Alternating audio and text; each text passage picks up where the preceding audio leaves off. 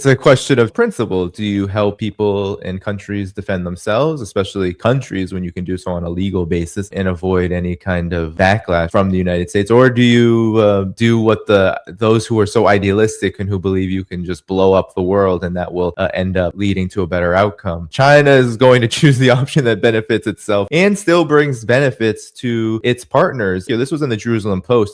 Oftentimes we find out about this cooperation from the Zionists, from the imperialists. This is all very practical, while at the same time very incredibly helpful. Integrating radars, production lines, helping Iran move their missile systems underground. I mean, this is very practical assistance, Ben, that helps Iran maximize its own capabilities and keeps the relationship on an equal basis, which is I think one of a huge priority for all countries involved, including Iran. We don't see Iran begging Russia and China for military support beyond, transfers of very practical technology. And I think that's intentional. No, I think you said it really well. Again, people assume that all governments operate like the US, where the US just like announces everything that it's going to do.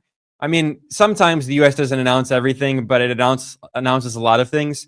And other governments don't operate that, especially the Chinese government. The Russian government sometimes announces a little bit more, but the Chinese government, again, its strategy is based on maintaining a low profile, not just publicly announcing what you're doing and operating behind the scenes. And I have no doubt that especially in the past year, after the last time the U.S. bombed Iran in May, that Iran has been preparing and has gotten, technology and weapon systems and such from China and Russia. And I think Iran is much more prepared now than it was then.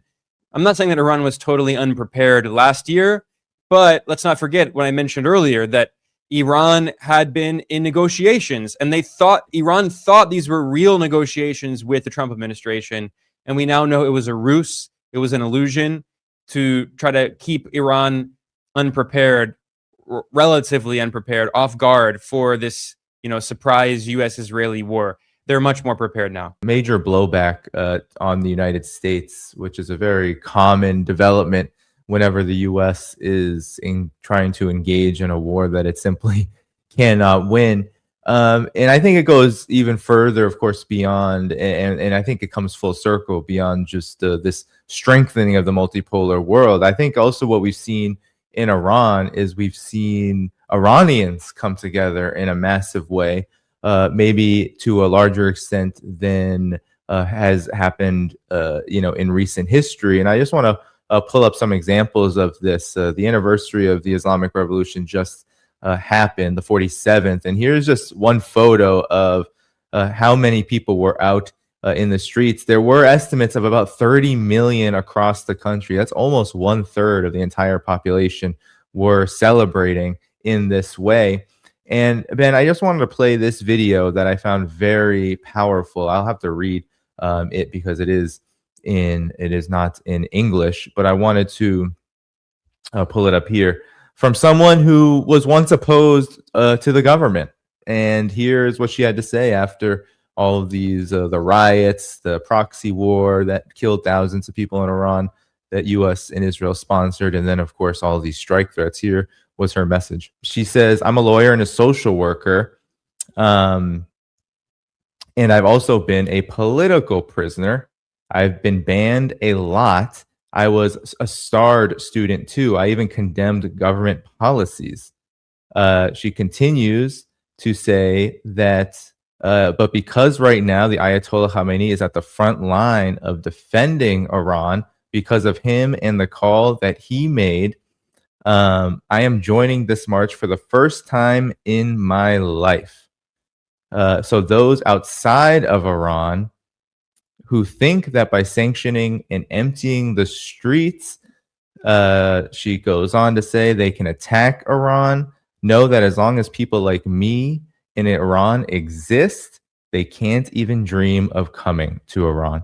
So that's the sentiment right now, Ben, in Iran, given all these attacks. So you have a strengthening development in terms of the relationship that Iran has to its most powerful friends. And then you also have inside Iran a massive consolidation of popular support. It seems to be a recipe for disaster when it comes to attempting to attack a country like this and hope to gain anything out of it. Ben, what is your reaction to this? Yeah, I've seen that sentiment before several times. I mean, it's not just this isolated individual, where there are people who might have criticisms and disagreements with the government, but when it comes to being threatened by the US and Israel, they're going to defend their sovereignty, and they know that the government is representing that sovereignty. They need to be able to prevent the US and Israel from invading them and imposing a puppet like the, fail son of the former US-backed dictator, the Shah's son, Pahlavi. Like, they're not going to allow this to happen. He's extremely unpopular. And there have been reports, by the way, that the so-called prince, the exiled so-called prince, Pahlavi, has been meeting with US government officials. I mean, that's not surprising at all. We've known that for years, the US government has tried to put this puppet in power. This guy spent most of his life living in the US and Europe. I mean, he's a total puppet.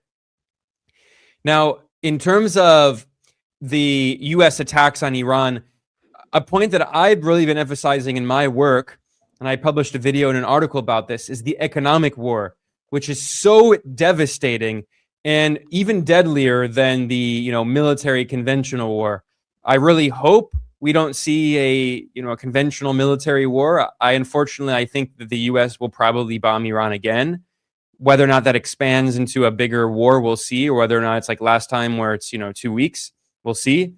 But the economic war has already been very devastating and deadly. First of all, I'll point out that a recent peer-reviewed academic study in The Lancet, the leading medical journal, found that illegal US and European sanctions are responsible for 560,000 deaths per year on average over the past several decades. So we're talking about tens of millions of deaths in the past few decades because of illegal Western sanctions on Iraq, Iran, Cuba, Venezuela, DPRK, Zimbabwe, Eritrea. I mean, these countries that have been suffering under illegal sanctions for so long. Let's not forget that back in the Clinton administration, the Secretary of State was the war criminal Madeleine Albright, and she was famously asked in a 60 Minutes interview about a report that found that 500,000 Iraqi children died because of the illegal US sanctions against Iraq. And this is because they couldn't get medicine and medical equipment and even food. So 500,000 children died. And the journalist asked Madeleine Albright, is the price worth it? And Albright said, yes, the price is worth it.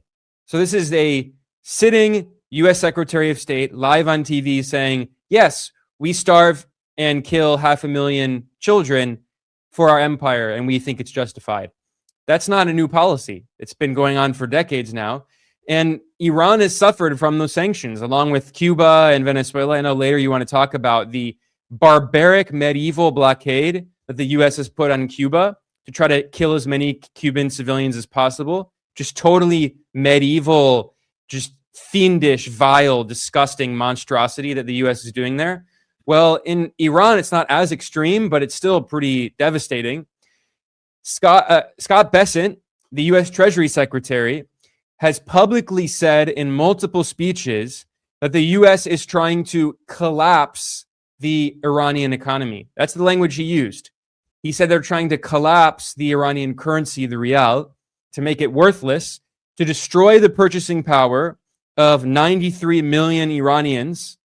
I mean, this is not just the government, right? Like, if you're an Iranian, you're paid in reals. Like, you're not paid in dollars. Your paycheck is in reals. So if the U.S. goal is to destroy the purchasing power of the rial, which is the stated goals, according to Scott Bessent, and he boasted of causing all this inflation in Iran, what they're boasting about is destroying the purchasing power of average Iranians and making their paychecks worthless. And then Bessent took credit for the protests, the very violent riots and protests in Iran. And he said that it's because we collapsed Iran's economy. So, I mean, again, this is just barbaric. This is the US waging a scorched earth economic war to try to destroy the Iranian economy, assuming that if they make people suffer from hunger and shortages and high rates of inflation, then the government will fall.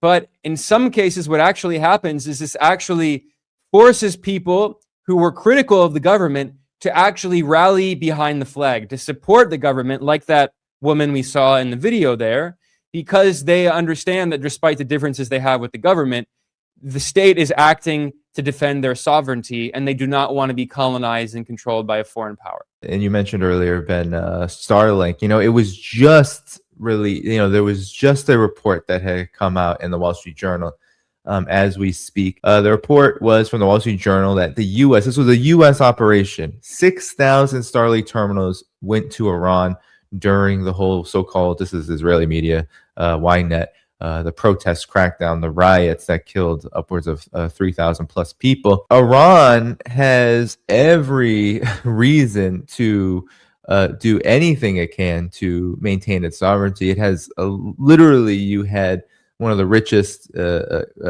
capitalists in the world trying to funnel through the U.S. government these terminals, and it all served as a part and parcel of what Scott Besson admitted, was that the U.S.